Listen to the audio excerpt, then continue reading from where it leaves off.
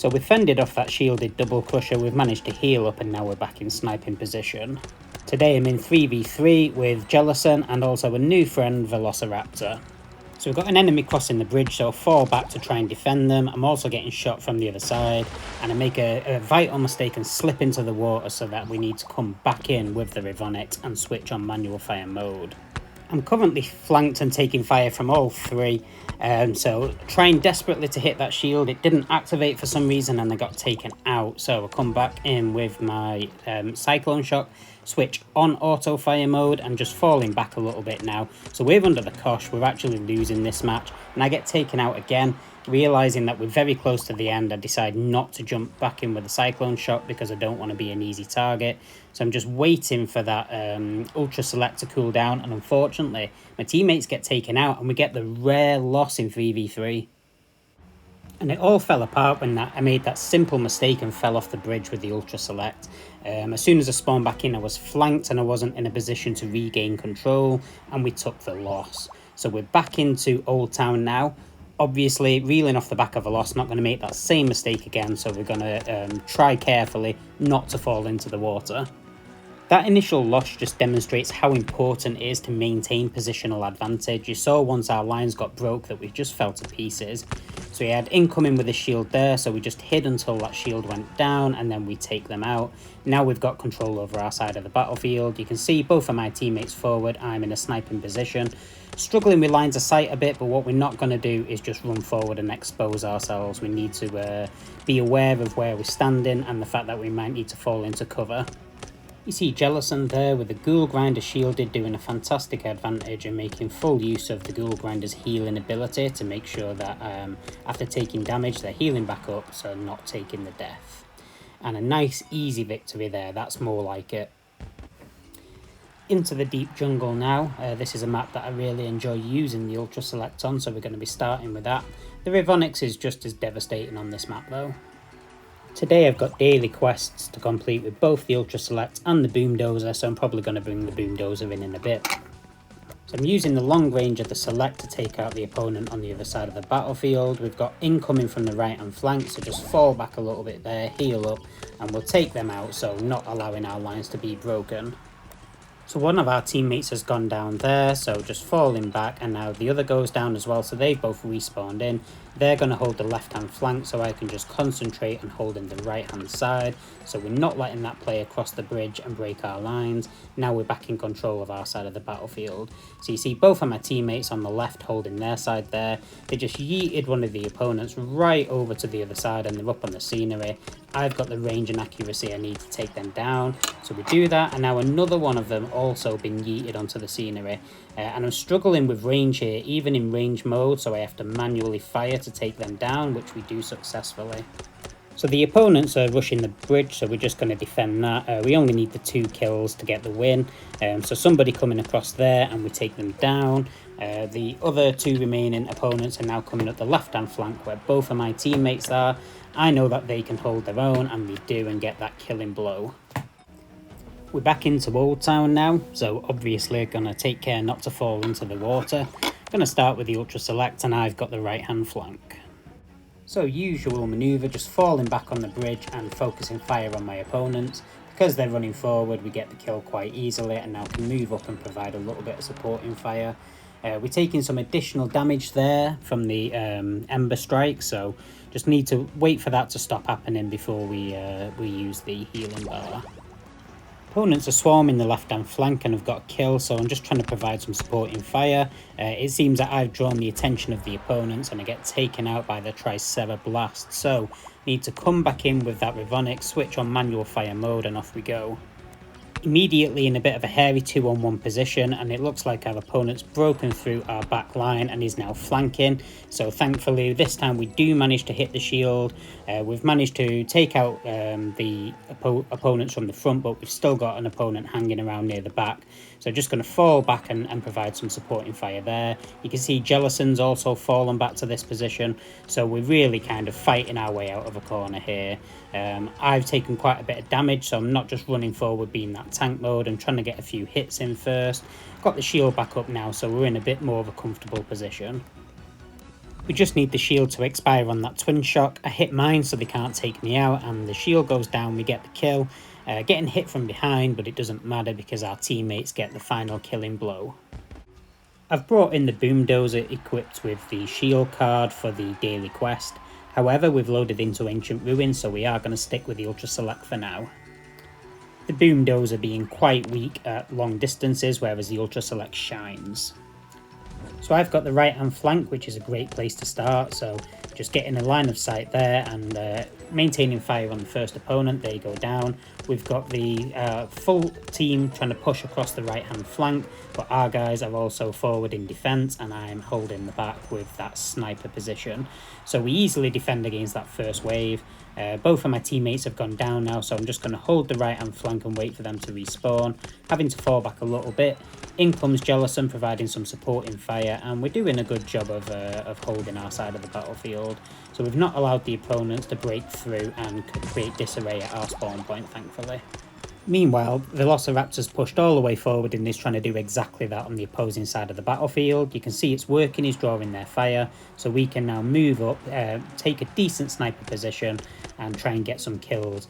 So Velociraptor has fallen back because of all three opposing on him, and they've now broken through to our side of the battlefield.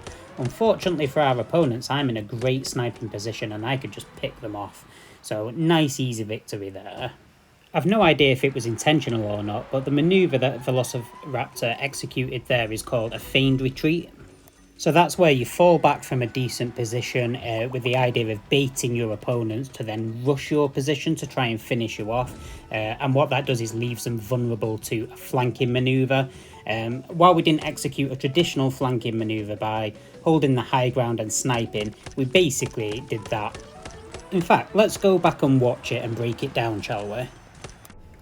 Velociraptor's on the top left hand side of the screen, and you can see how on the minimap how the opponents are starting to rush him. Gellosen and I start to perform the pincer manoeuvre that you do in a traditional flanking position. I've taken the high ground for sniping now. Raptor starts to fall back. Now that would be your normal feigned retreat. You can see he's got low health, so he needs to retreat for real, and to be honest, if he dies in this position the manoeuvre wouldn't have worked. The opponents smell blood and rush forward trying to get the kill, abandoning their position in their side of the battlefield. Now this is key. I don't have time to rush the pincer manoeuvre, so instead I just fall back to the left and I use my long line of sight and my sniping position to instead rain down fire on the opponents. You can see Gellosen's falling back and is supporting, so that if Raptor does die, the opponents are still going to be distracted. The manoeuvre works beautifully and the opponents go down and take the L. Perfect. Gellosen dropped out between rounds, so we added in a friend I've not made a video with before, Zonda. You see them just in front of me there rocking that hyperfire. That feigned retreat manoeuvre that we just looked at is exactly how William of Normandy took advantage over the English army at the Battle of Hastings. Harold Godwinson's army had the positional advantage on the high ground at the Battle of Hastings, but their less experienced troops fell for that pincer manoeuvre, leaving their position, running down the hill and then leaving themselves open to flanking, which is exactly what William of Normandy did using his mounted units. So a very long-standing, tried and tested military manoeuvre. If you know how to execute it, it works. Velociraptor dropped out and now we've got VictoriousSquir in. Again, someone I've not made a video with, so lots of new friends today.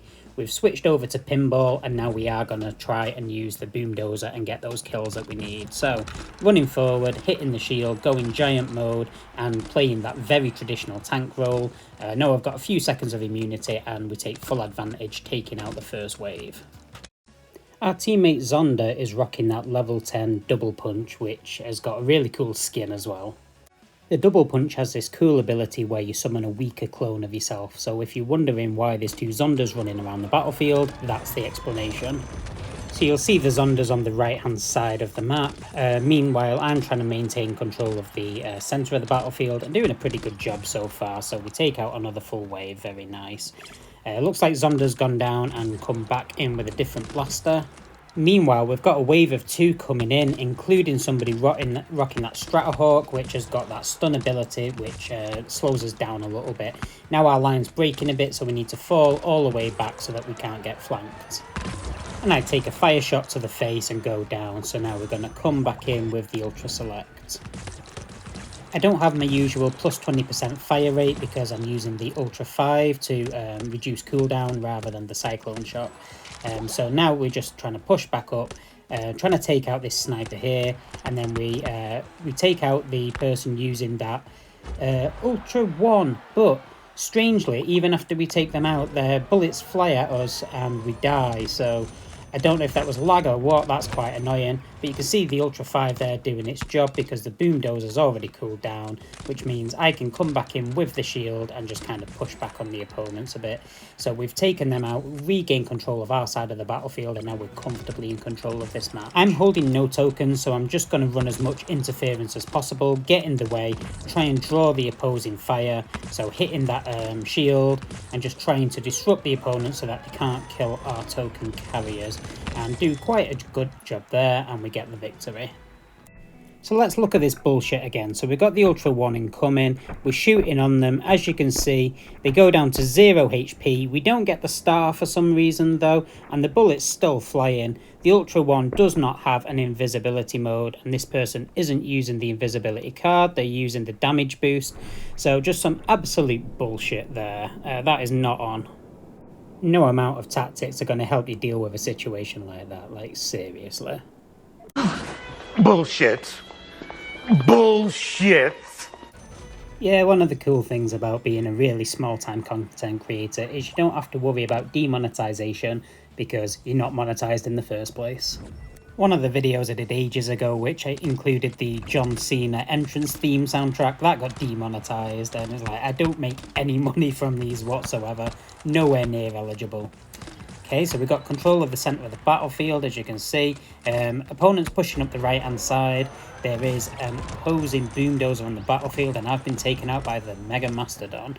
So we're coming back in with the Ultra Select, and we just need to fight to retake control of our side of the battlefield. We've got an opponent to the left-hand side I need to take care of to prevent them from flanking our teammates, which we do successfully. And now we take out the forward push, and we've regained control of our side of the battlefield, so we can try and push forward. Zonda gets taken out on that push, and then the opponents sneak attack forward, so now I'm the last line of defence and having to defend against this push, which we do successfully. Okay, so we're clear to move up and grab all these tokens now. Zonda's racing up that left-hand flank with that Elite Echo, which isn't the best blaster for doing that with. I'm going to hang back at our base and snipe. We've got another push coming in from the centre right side, so just moving across. Managed to take somebody out, but take heavy damage in the process. We've healed up, and now we've got a boom dozer to take care of. So just moving around so that we don't get shot, and we successfully take down the full wave and regain control. Because we're holding all the tokens, the opponents are just going to keep pushing on us, so we can just play defensively and we should be able to take them out one at a time. So you can see they're just coming at us one at a time, in lines, almost like a kung fu movie, making it very, very easy to take them out. If they were coming in with more coordinated pushes like they've done a couple of times in this match, it might be a bit harder, but thankfully not had to worry about that. Okay, and they very kindly brought us over the rest of the tokens, and now we can start the countdown. I am aware that I've only got 9, but I'm not going to risk running up for the 10th unless an opportunity presents itself. We're going to play more conservatively, and managing to take down another wave there. Our opponents have been pretty relentless in this match with the pushes forward, so we've done a good job. Squire's been holding the line with me quite well, whereas Zonda's just been a bit of a wild card. Not always a bad thing to have a wild card on your team. We do have an opposing Rivonix, so that's obviously going to have to be the priority target. Rivonix is in our sight, so we go full tank mode with the shield and giant mode and just trying really hard to take them down, get a good hit on them there. They heal back up unfortunately, but they get knocked into the hole, so that was nice. So Rivonix has gone down, we've got a bit of a window where we can try and gain a bit of an advantage before it inevitably comes back up. And the opponents are just meat waving hard on us, just like relentlessly pushing forward. The knockback on the boom dozers doing a pretty good job of sending them packing though.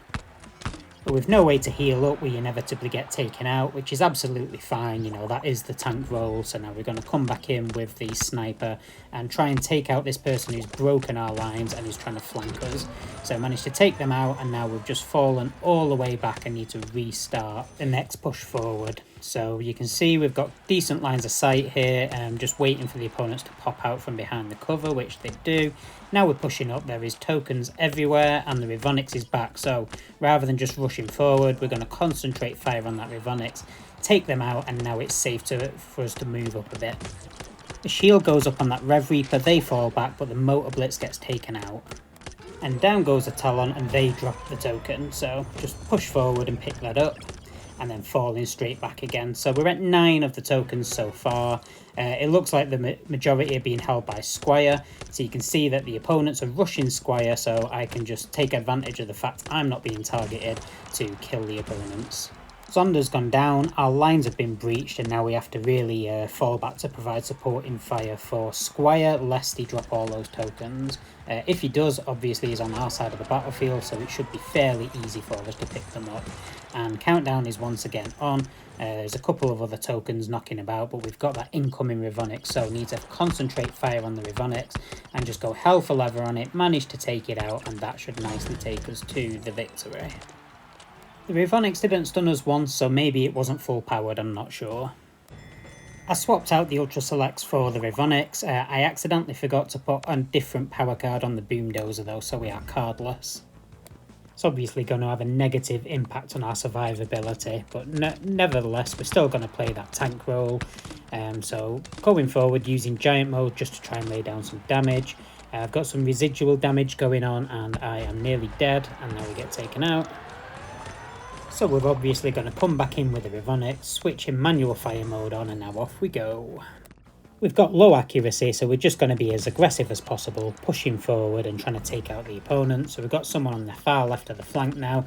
So I've got my shield mode up and I'm just hitting them. Getting knocked into the air, I would have died if it weren't for the shield, so just falling back. And now we're going to use the wall to basically ricochet darts off using that pillar for cover. So that was quite nice. We've got incoming over here. Now just got to watch that hammer, and once again we'll just run forward trying to take them down, hit that healing.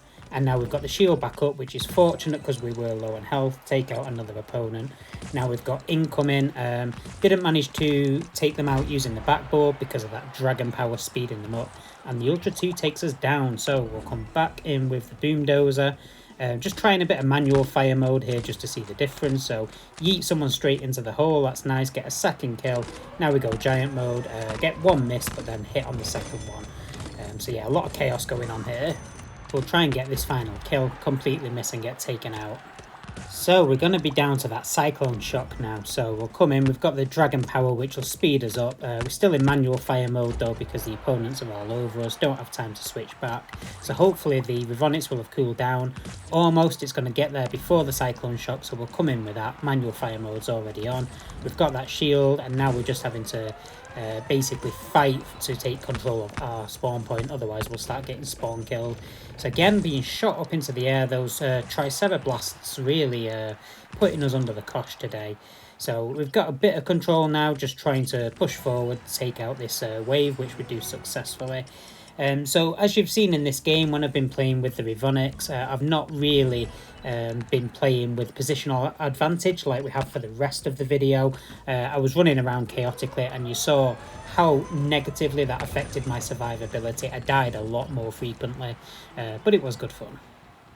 I hope you've enjoyed today's look at tactical positioning, and I'll see you soon.